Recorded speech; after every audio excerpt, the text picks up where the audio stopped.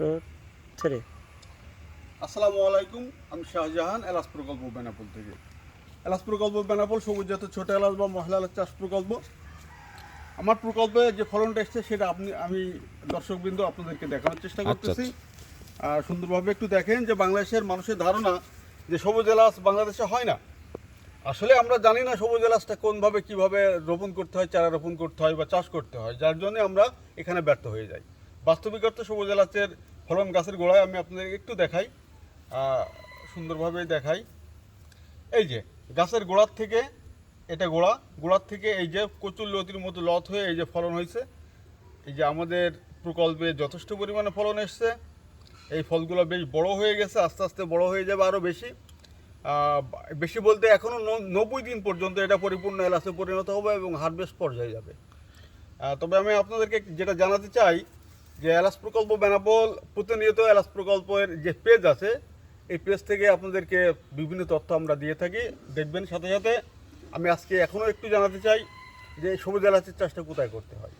মূলত সবুজ এলাচের চাষটা করতে হবে ছায়াযুক্ত জায়গা, বাগানি জমি, যেখানে কন্টিনিউ রোদ পড়বে না, একটানা রৌদ্র পড়বেই না, শুধুমাত্র গাছের ফাঁক দিয়ে রৌদ্র পড়বে এমন জায়গায়। এটা কি বাংলাদেশের যে কোনো জায়গায় চাষ করা যাবে? বাংলাদেশের সমস্ত এলাকাটায় আবহাওয়া উপযোগী, তবে ক্ষেত্রটা তো নিজেরা সিলেক্ট করতে হবে। উপযুক্ত ক্ষেত্র ছাড়া এই চাষটা করা সম্ভব না। যেমন বলছিলাম যে ছায়াযুক্ত জায়গা ছাড়া রোদ্রে কোনো প্রকার হবে না। দ্বিতীয়ত হচ্ছে আপনার মাটি, এটা কখনো কোনো প্রকারের বালু মাটিতে এই চাষটা সম্ভব না। এটা লাগানোর কতদিন পরে আপনার এলাচ ফলটা আসবে গাছে? স্বাভাবিক চারা লাগাইলে 6 মাস বয়সী থেকে 1 বছর বয়সী চারা লাগাইলে এবং স্বাভাবিক চারা এগুলো লাগাইলে 2.5 থেকে 3 বছর সময় লাগবে। তারপরে ফল আসবে, তারপরে ফলন শুরু হবে। কিন্তু এলাচ প্রকল্প বেনাপোল প্রযুক্তি ব্যবহার করে এক প্রকৃতির চারা, এক শ্রেণীর চারা উৎপাদন করছি আমরা, যে চারাটা 1 বছরে ফলন হবে। এই চারার চাহিদা কেমন? না, বাংলাদেশে তো আসলে চাহিদা বলতে বিরল, আবার বিপুল চাহিদা। এটা অনেকে আমাদেরকে বলছে যে এই এলাচ বাংলাদেশের অন্য জায়গায় হয় না, এটা আপনার কাছে কতটুকু সত্য মনে হলো? কতটা আসলে এটা যদি বলতে হয় তাহলে একটু ভিন্ন কথায় যেতে হয়। বাংলাদেশে সবুজ এলাচের জাতটাই তো না, এটা হয় না, এটা কিভাবে বুঝলো পাবলিক, এটাই তো বুঝি না। যেখানে যা পাওয়া যায় সব তো জঙ্গলি জাত। গাছের আগায় ফুল হয়, গাছের পাতায় গন্ধ আছে। সবুজ এলাচ তো গাছের গোড়ায় ফলন, গাছের পাতায় কোনো গন্ধ নাই। তাহলে এরা এখান থেকে নিয়ে চাষই করে নাই, বুনো জাতের এলাচ লাগাইছে, তাহলে কি করে বুঝবে? আপনার এই এলাচটা কতদিন পরে হারভেস্ট করা যাবে? লাগানোর থেকে কতদিন পরে হারভেস্ট করতে পারবো? না, ফলন শুরু থেকে ফলন আসার থেকে 120 দিন। 120 দিনের ভিতরে আমি বাজারজাত করতে পারবো? হ্যাঁ, হারভেস্ট পর্যায়ে চলে যাবে, তারপর আপনি হারভেস্ট করবেন, বাজারজাত করবেন। ও আচ্ছা আচ্ছা আচ্ছা। আপনার প্রতিটি এলাচ গাছের দাম কেমন? আমি যে চারাটা, এখন যে চারাটা আছে প্রযুক্তি সমৃদ্ধ চারা, এই চারাটা রোপণ করার সময়ও গাছের গোড়ায় কোনো, অর্থাৎ রোপণকালীন সময়ে যে গর্ত করবেন, এই গর্তের মাটিতে কোনো প্রকারের সার, কোনো উপাদান দেওয়া লাগবে না। আমার এই চারার মাটিতে সমস্ত উপাদান দেওয়া আছে, যার কারণে দ্রুত ফলন দেবে, গাছের গ্রোথ থাকবে এবং বোক গজাবে, ঝাড় গঠন হবে। এই সমস্ত উপাদান আমার এই চারাতে দেওয়া আছে, যার কারণে 1 বছরে ফলন শুরু হবে। আমাদের যেসব ভাইরা এই গাছ নিতে চায় তাদের মানে পরামর্শ কি দিবেন যে গাছটা কিভাবে লাগাতে হয়? আসলে যে কথাটা বলছিলাম একটু আগেও, যে বাংলাদেশের মানুষ এটা জানেই না যে কোথায় এটা চাষ করতে হয়, কোথায় রোপণ করতে হয়। আমি অবশ্য যে আমার কাছ থেকে চারা নিতে চাই ফোন করে বা যেভাবে হোক, আমি তাদেরকে অবশ্যই ওইটাই বলে দিই যে উপযুক্ত ক্ষেত্র ছাড়া চাষ করা যাবে না, রোপণ করা যাবে না। আমি সেটা তাদেরকে জানাই দিই। প্রয়োজনে তারা আমার সাথে যোগাযোগ করবে এবং সব কিছু জানতে পারবে। আপনি কতদিন আছেন এই পেশায়, এই এলাচ চাষ? না, পেশা বলতে আমার মূলত ক্লিয়ারিং অ্যান্ড ফরওয়ার্ডিং এজেন্ট ব্যবসা।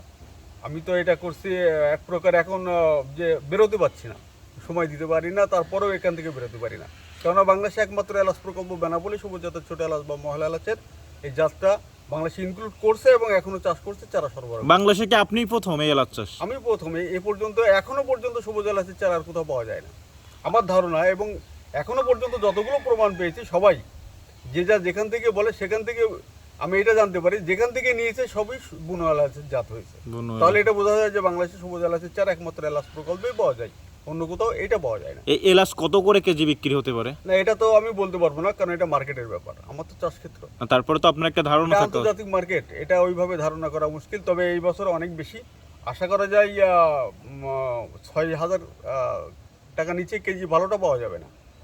আর আমাদের অনেকে বলে যে বাংলাদেশের এলাচের দানাগুলো কম, আসলে এক্ষেত্রে আপনি যদি কিছু বলতেন। ওইটা আবারও কথা এসে গেল যে বাংলাদেশের এলাচের দানা যে কম, এটা কিভাবে বুঝলো? এতে সবুজ এলাচের চাষই তো অন্য কোথাও নাই, উৎপাদন কেউ করতে পারে না। একমাত্র পাহাড়ি এলাকায় আমার এই প্রকল্প থেকে যখনই আমি প্রথম শুরু করছি তখনই পাহাড়ি এলাকায় খাগড়াছড়ি, রাঙ্গামাটি, বান্দরবন এলাকায় প্রচুর চারা গেছে, তাদের ওখানে উৎপাদন শুরু হয়েছে, কিন্তু তারা তো ব্যাপক আকারে এখনো মার্কেটজাত করতে পারেনি, সেই সময় তারা পায় নাই। আপনি বাংলাদেশের যারা চাষি ভাই, কৃষি ভাই আছে, তাদের উপলক্ষে কিছু কথা বলেন যে তারা এই চাষের জন্য আবদ্ধ হয়ে এই বাগান তারা করতে পারে, এই বিষয়ে কিছু বলেন। আসলে এটা যদি বলতে হয় তাহলে চাষি ভাইদের উদ্দেশ্যে কিছু বলার নাই, কেননা এটা সচরাচর কোনো চাষ না। এটা যে আমাদের দেশে যে সচরাচর চাষি, এনারা তো কিন্তু সম্মানীয় ব্যক্তি, এনারা চাষ করেন যেটা সেটা 3 মাস থেকে সর্বোচ্চ 1 বছর বয়সী বা এই মেয়াদের চাষগুলাই করেন, যেমন সর্বোচ্চ ধান, পাট, পেঁপে, কলা, হাবি যাবে এইগুলো চাষ করেন, এবং ওটা খুব তাড়াতাড়ি তারা আউটপুট পেয়ে থাকে। কিন্তু এটা তো দীর্ঘমেয়াদী, নিম্ন 30 বছর পর্যন্ত টিকবে, এবং এটা প্রকল্প ভিত্তিক একটা চাষ। যেমন একটা ইন্ডাস্ট্রিজ তৈরি করতে গেলে দীর্ঘমেয়াদী পরিকল্পনা নিয়ে এটা করতে হয়, এবং তার ভবিষ্যৎটা আগে চিন্তা করতে হয়। তদ্রূপভাবে এলাচ চাষটাও তাই, এটা সচরাচর চাষ না, প্রকল্প ভিত্তিক চাষ। এটা অনেকটা ধরে নেওয়া যায় যে শিল্প সংশ্লিষ্ট প্রকল্প ভিত্তিক চাষ। অতএব যারা এখানে বিনিয়োগ করতে পারবে, দীর্ঘমেয়াদী পরিকল্পনায় বিনিয়োগ করতে পারবে, এবং যারা দীর্ঘমেয়াদী ভাবে এটা রক্ষণাবেক্ষণ মানে সবকিছু করতে পারবে, তারাই এই চাষটা করতে পারবে। আপনাকে অসংখ্য ধন্যবাদ।